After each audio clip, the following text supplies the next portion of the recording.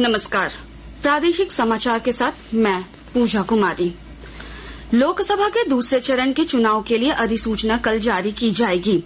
इस चरण में 12 राज्यों और केंद्र शासित प्रदेशों की 89 लोकसभा सीटों के लिए चुनाव होगा। दूसरे चरण में केरल की 20, कर्नाटक की 14, राजस्थान की 13, उत्तर प्रदेश और महाराष्ट्र की 8-8, मध्य प्रदेश की 7, असम और बिहार की 5-5, पश्चिम बंगाल और छत्तीसगढ़ की 3-3, मणिपुर, त्रिपुरा और जम्मू कश्मीर की 1-1 सीट पर चुनाव होगा।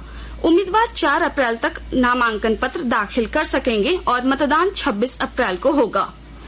साहिबगंज के जिरवाबाड़ी थाना क्षेत्र की पुलिस ने देसी कट्टा हथियार के साथ एक व्यक्ति को गिरफ्तार किया है। सदर एसडीपीओ ने इसकी जानकारी दी। पाकुड़ में नोडल पदाधिकारियों को समाहरणालय के सभागार में एनकोर पोर्टल का प्रशिक्षण दिया गया।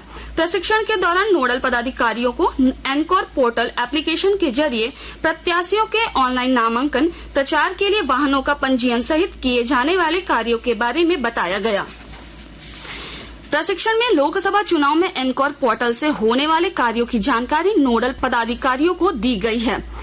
भारत ने मार्च में सबसे अधिक विदेशी फंड आकर्षित करके बाकी एशियाई बाजारों को पछाड़ दिया है। विदेशी संस्थागत निवेशकों ने दिसंबर 2023 के बाद से सबसे बड़ी खरीदारी में भारतीय इक्विटी में 3 अरब 63 करोड़ डॉलर का निवेश किया।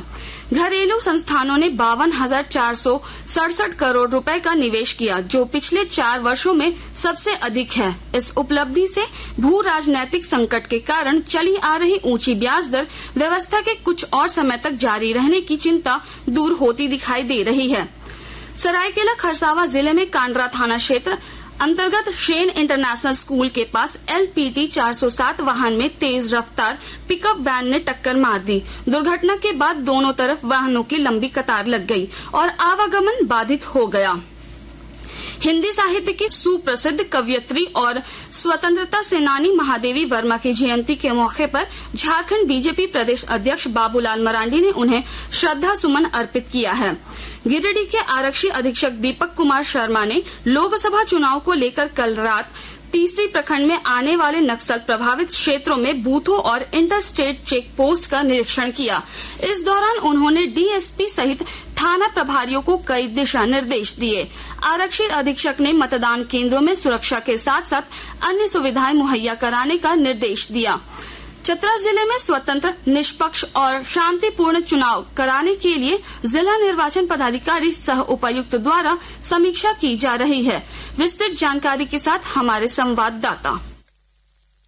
होली का त्योहार समाप्त होते ही चतरा जिले में चुनावी तैयारियां एक बार फिर जोर पकड़ने लगी हैं। जिले में स्वतंत्र, निष्पक्ष और शांतिपूर्ण चुनाव कराने के लिए जिला निर्वाचन पदाधिकारी सह उपायुक्त रमेश घोलप के द्वारा बैठकों का आयोजन कर कार्यों की समीक्षा भी की जा रही है।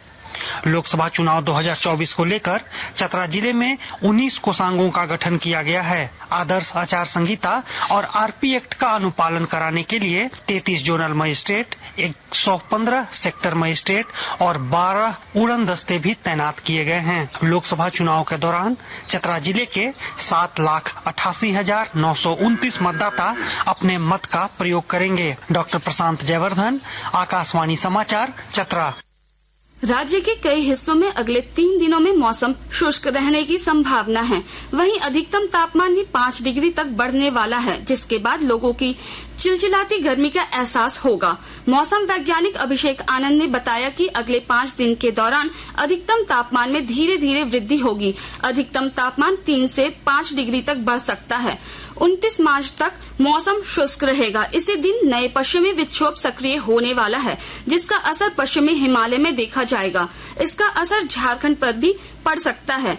30 मार्च को राज्य के दक्षिणी तथा उससे सटे मध्य भागों में कहीं कहीं हल्की बारिश होने की संभावना है। 31 मार्च को भी झारखंड के दक्षिणी हिस्से में कुछ जगहों पर बारिश हो सकती है। फिर 1 अप्रैल से झारखंड का मौसम साफ हो जाएगा। इसके साथ ही आकाशवाणी रांची से प्रादेशिक समाचार का ये बुलेटिन समाप्त हुआ। नमस्कार।